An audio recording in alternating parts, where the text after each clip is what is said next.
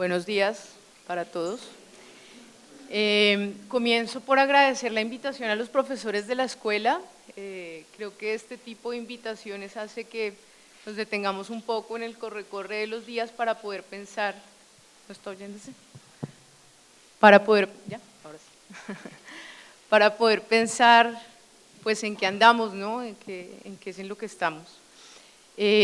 Por otro lado, bueno, este tema del plebiscito ha estado saliendo continuamente en estos 2 días de trabajo y creo que aparece continuamente porque fue un episodio que no termina de apalabrarse para nosotros.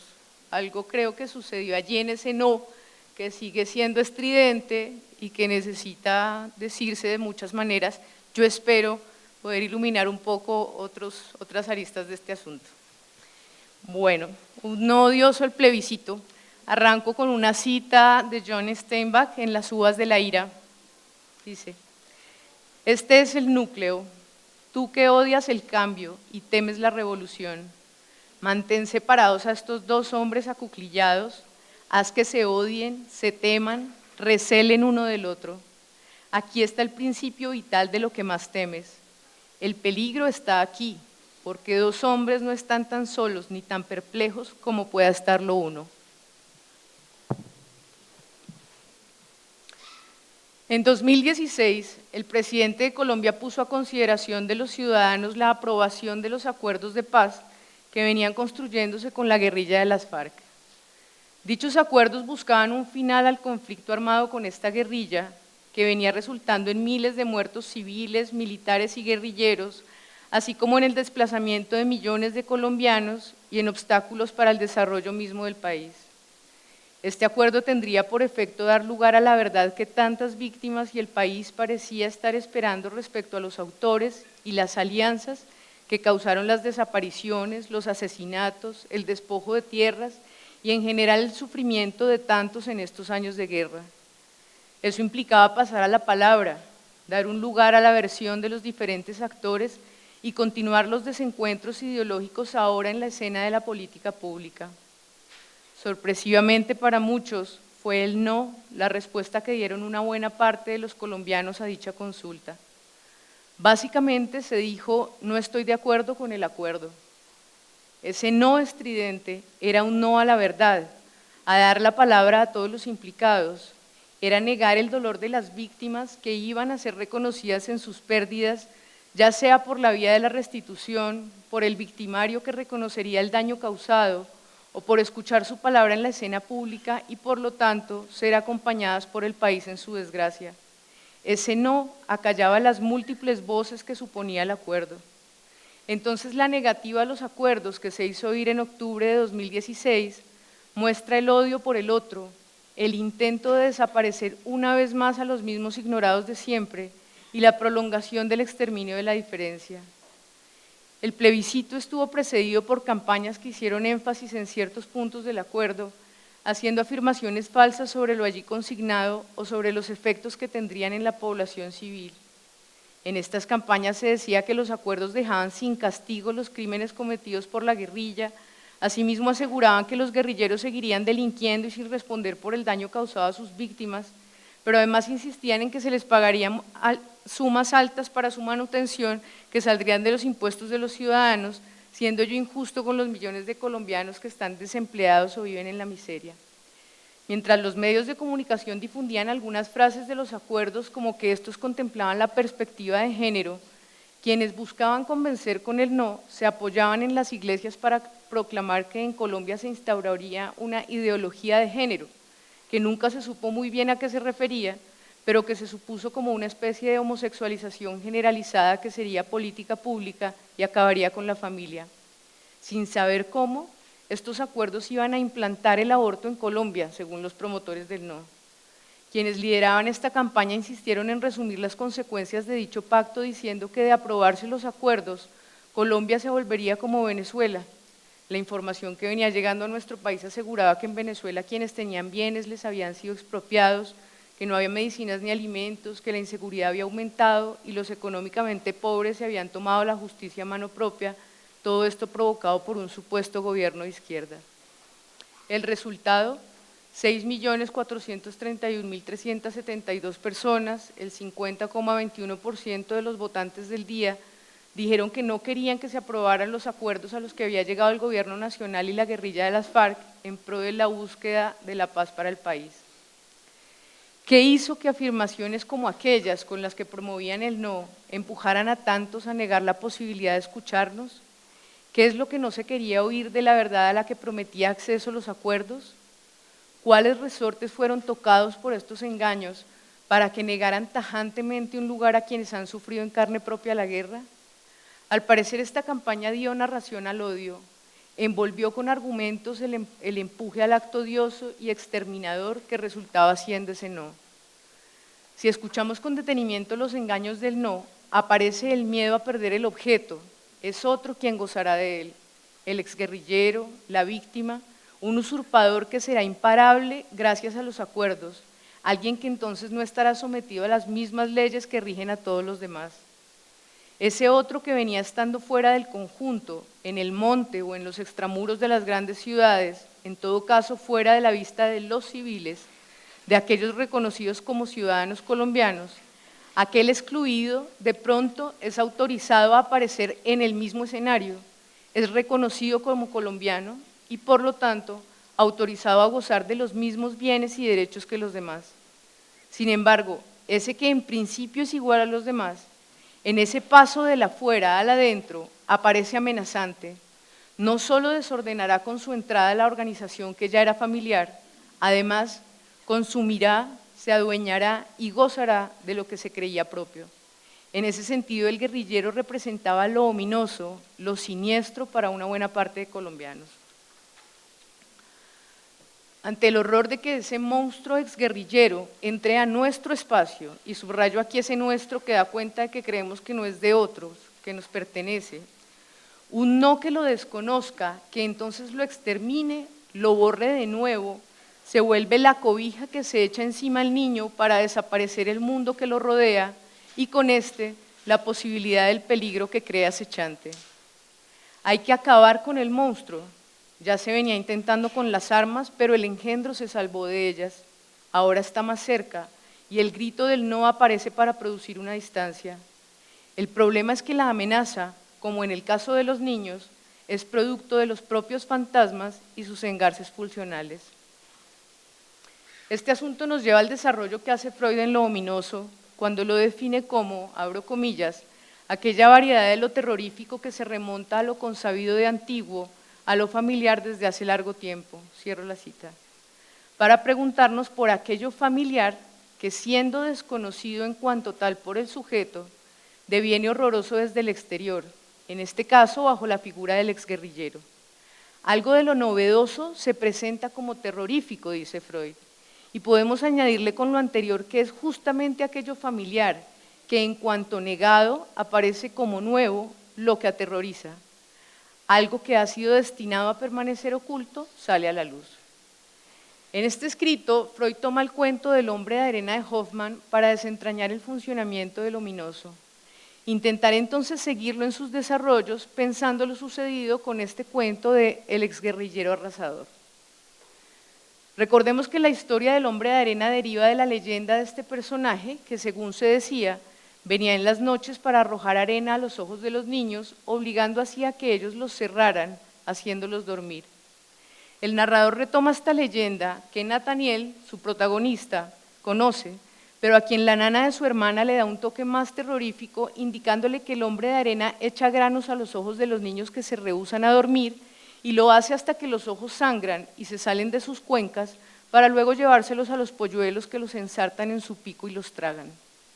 Hay un especial interés del niño por esta historia, puesto que termina por asociarla a las visitas nocturnas de algún extraño que cambia la tranquila rutina doméstica. En las noches, la familia de Nathaniel solía reunirse alrededor del padre amable, contador de historias, cercano. Pero en las noches en que el personaje extranjero vendría a casa, se notaba al padre diferente, taciturno y lejano, y los niños debían irse a dormir antes que el extraño llegara. Nathaniel identifica al extraño como el hombre de arena, aquel que manda a dormir a los niños, que los aleja del padre del amor. Una noche el niño decide constatar sus teorías y se cuela en el estudio del padre. Allí advierte que Coppelius, un abogado que solía visitar a la familia y a quien los niños tenían recelo, asco y miedo, era el intruso que venía en esas noches y por lo tanto era el temido hombre de arena. El niño trata de ocultarse de Coppelius y del padre. Advierte que mientras estos manipulan tizones ardientes, la cara del padre va cambiando para parecerse cada vez más a la del repulsivo abogado, y en medio de aquello que operaban en el fuego, el niño cree ver rostros sin ojos.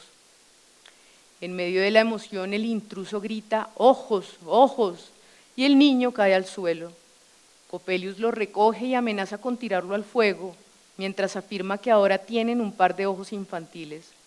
El padre interrumpe y ruega por el hijo, logrando salvarlo.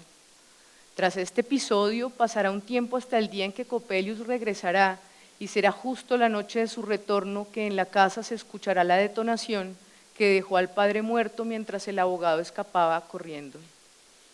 Años después, encontrándose Nathaniel estudiando lejos de casa y ya comprometido con su amada Clara, reconocerá al abogado Coppelius en la figura del óptico Coppola, quien le ofrece al joven ojos, ojos, poniendo ante el chico gafas y prismáticos. Este encuentro trastocará a Nathaniel. Más adelante el joven terminará viviendo justo enfrente de su profesor Spallanzani, padre de la bella Olimpia, y quien conoce al óptico Coppola que ha vendido unos prismáticos al chico. Será mirando a través de ellos que espiará a Olimpia y se enamorará de su bella figura, su silencio y su mirada misteriosa. Esto lo lleva a olvidarse de su familia, de su amada y de los planes que había hecho para el futuro. Nathaniel decide comprometerse con Olimpia y cuando llega a proponérselo escucha gritos que van y vienen entre Spallanzani y Coppola, mientras cada uno tira de piernas y brazos de una figura femenina. Finalmente, Coppola sale corriendo con la mujer al hombro, pero esta ya no lleva ojos, es Olimpia. Nathaniel acaba de descubrir que ha estado amando a un autómata. El hombre enloquecido se lanza sobre el profesor, sobre el padre, para ahorcarlo. Alguien vendrá a retirarlo. Tras este episodio, Nathaniel irá a la casa materna para recuperarse y encontrar de nuevo el rumbo que parecía perdido. Decide así continuar su compromiso con Clara y trasladarse a una comarca cercana a la ciudad, en compañía de ella, Lothar, el hermano de esta, y su madre. En vísperas de la mudanza, salen a recorrer el pueblo. Nathaniel y Clara suben a la torre mientras Lothar los espera abajo. Estando allí, Clara invita a su prometido a mirar un bulto gris que no distingue y que parece dirigirse hacia el lugar en que ellos se encuentran. Entonces Nathaniel se topa en su bolsillo con los prismáticos que antes había comprado a Coppola, y cuando los pone ante sus ojos es la figura de Clara la que aparece enfocada por sus lentes. El hombre enloquece de nuevo, intenta lanzar a Clara desde lo alto de la torre, Lothar lo advierte y logra salvarla. La gente agolpada en la plaza decide subir a buscar al energúmeno. Entonces Coppelius, el abogado que ha llegado a la plaza, advierte a los otros que Nathaniel bajará por sí mismo. Este, desde lo alto de la torre, ve a Coppelius y se lanza al vacío. Al final, Nathaniel yace en el suelo y Coppelius desaparece entre la multitud. Volvamos ahora al cuento del exguerrillero arrasador. Podemos decir que si bien es cierto que lo que de la guerra nos llegó, a algunos como vivencia, a otros como noticia, fue una guerrilla que secuestraba, asesinaba, tomaba lo que por ley era de otros. Los acuerdos entonces producían un giro. La guerrilla, al quedar dentro del conjunto, renunciaba a realizar actos por fuera de las leyes que regían al mismo. Es decir, si bien la guerrilla venía arrojando arena que hacía sangrar los ojos y enceguecía, se comprometía a no hacerlo más. Pero el no a los acuerdos insiste en llamar a la consistencia al guerrillero de arena, que no dejen de transgredir la ley, que sigan delinquiendo porque aquí dentro no van a estar. Un hombre de arena no podrá ser reconocido como solo un hombre. ¿Cómo garantizar que no arrojará de nuevo arena en nuestros ojos y en nuestra ceguera arrasará con todo? Este no del plebiscito termina por dar consistencia a la imagen del guerrillero usurpador en la medida en que le da estabilidad a la idea de un semejante que amenaza, que roba, que goza. Sostiene a un otro por fuera del conjunto que al tener acceso al objeto lleva a la cohesión de un nosotros amenazados, también más sólido, que obstaculiza la pregunta por lo común entre unos y otros, impidiendo así advertir la falta generalizada, el goce imposible que hace ley de humanidad. Darle consistencia al otro, construir una unidad alimentada por las historias al estilo de la nana de Nathaniel, hace que una imagen recubra lo real y representable, impidiendo al mismo tiempo la movilidad propia de lo simbólico. En otras palabras, creer en el horrible hombre de arena permite que hagamos caso omiso de lo innombrable del Padre, de aquello que se sale de nuestro control, para creer que sí es posible el acceso al objeto, que hay un Padre que nos entregará el testigo para hacer su relevo en la carrera del goce del objeto. Ocuparnos del hombre de arena es la huida de la castración que nos es inherente por ser hablantes. Insistir en la consistencia de un otro que sí goce es el rechazo de nuestra propia incompletitud. En ese sentido, ¿qué sería de nosotros si no hay espanto ni hay Padre bueno? De la misma forma en que Nathaniel buscó darle imagen al hombre de arena de la leyenda, introduciéndose a escondidas en la oficina del Padre para ver al misterioso visitante nocturno y así abandonar la duda por la existencia del espanto, asimismo la figura del posible exguerrillero se convirtió en la condensación de buena parte de los temores de muchos colombianos, estabilizando de esta manera un enemigo que devolvía la imagen de ciudadano de bien que no puede gozar porque es el guerrillero quien goza, fortaleciendo así el empuje al odio que busca acabar con la diferencia, el odio que nos permite creer que sí hay felicidad completa, lamentablemente obstruida por los malos del paseo. Así como cada pequeña señal de variación en el entorno familiar de Nathaniel lo llevaba a suponer la cercanía del hombre de arena, asimismo cualquier indicación de cambio en esta Colombia familiarizada con la guerra hacía suponer pasos de animal grande. Un malvado disfrazado de abogado en el cuento de Hoffman, uno disfrazado de exguerrillero en el cuento de los colombianos. Pero estamos hablando de un Nathaniel niño que pierde a su padre amoroso cuando el horripilante engendro está cerca, quien finalmente vivirá la muerte de su padre como causada por la cercanía del hombre de arena, que ya antes ha tratado de arrancar los ojos al niño y se ha detenido por la intervención de ese padre amoroso.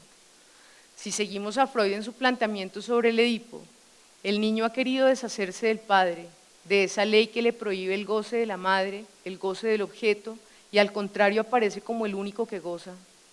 Esa historia nos es familiar, pero ha quedado olvidada, oculta, puesta fuera, desconocida, reprimida. Y esa misma historia es la que retorna en el hombre de arena. Es el exceso de ese padre que goza, que despoja del objeto al niño haciéndole cerrar los ojos, ese infame que como Claudio en Hamlet asesina al padre y con su acto es el perpetrador del crimen del hijo. Figura entonces para el odio que en su origen no puede ir hacia otro más que hacia el sujeto mismo, usurpador principal del nombre del padre. En la historia de Hoffman, Nathaniel crecerá como ciudadano de bien en la búsqueda de conocimiento, de un trabajo honrado, conseguirá una buena y amorosa mujer para formar familia. Pero todo esto tiembla cuando aparece en su vida el óptico Coppola, que recuerda al abogado Coppelius, el hombre de arena de su infancia. Entonces este lo guía a mirar por sus prismáticos y bajo ese marco Nathaniel se encontrará con Olimpia, la verdad más allá de los prismáticos. Ella es una autómata, no tiene vida propia, su vida ha sido dada por la mirada de Nathaniel. Olimpia es solo una serie de partes pegadas entre sí, sin palabra, sin mirada, a la deriva del goce de su creador. Es la figura que resulta de la aglomeración de granos de arena de la que hacemos un hombre. En la escena en que la verdad se devela, los ojos de Olimpia han sido arrancados por Coppola y arrojados al pecho de Nathaniel, mientras el buen profesor Spallanzani, padre de Olimpia, le grita a su pupilo que así como Coppola le ha robado a él su mejor autómata, asimismo le ha robado a Nathaniel los ojos. Ahí tienes tus ojos, termina diciendo Spallanzani a Nathaniel. Entonces la locura se apodera del muchacho, es él la muñequita del padre, y sus ojos no son sino el objeto perdido en el forcejeo con el otro. No sabremos en este espacio la identidad con el hombre de arena al que cada cual temió en su infancia. ¿Quién fue ese que con su presencia amenazó con deshacerse de quien obstaculizaba el camino hacia el goce del objeto y a un mismo tiempo deshacerse de nosotros mismos que quedábamos sin protector? Parece que las narraciones de antaño se reanimaron con la amenaza del exguerrillero que volvería a casa. se nos apareció el Coppelius que no reconocimos en Coppola, y muchos compraron sus prismáticos y desde su punto de vista la bella Olimpia, la bella Colombia, solo era posible dejando de lado el deseo, el amor, las ansias de verdad, para entregarnos a una figura muerta, a un país muerto que no replique, que no se muestre diferente de lo que cada cual quiere ver en su idea de nación. Hay pues una identidad entre el exguerrillero y el hombre de arena, el Coppelius de la infancia de Nathaniel.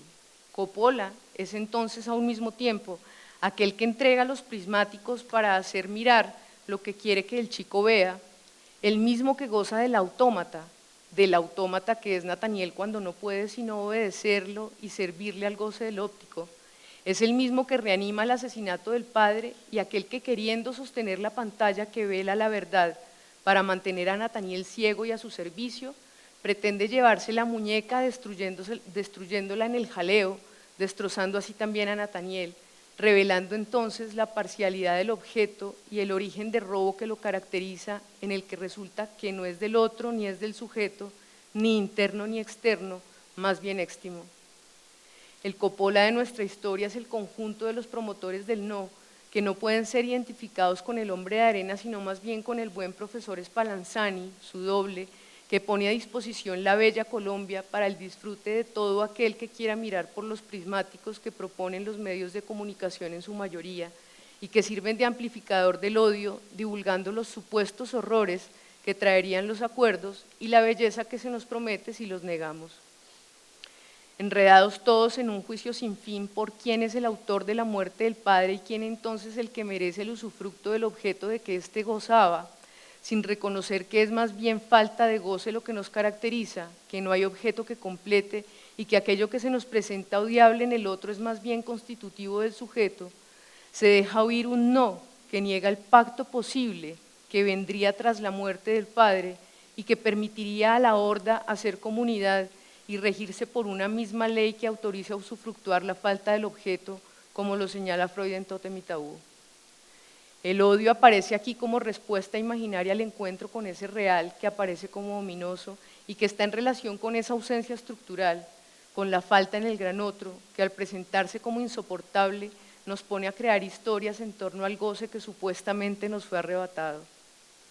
De esta forma el odio hace que no se trate de lo imposible del goce efecto de nuestra estructuración del lenguaje, que se deja ver en la falla de cuanta organización hemos intentado dar a lo social, sino de unos cuantos semejantes que al supuestamente apropiarse del objeto que nos correspondería, llámese tierra, trabajo, dinero, cargos públicos, nos roban la posibilidad del goce, nos arrancan un objeto que desde siempre ha estado perdido, pero que con esta fantasía del exguerrillero usurpador podemos pensar como posible si es que logramos sacar al enemigo del camino.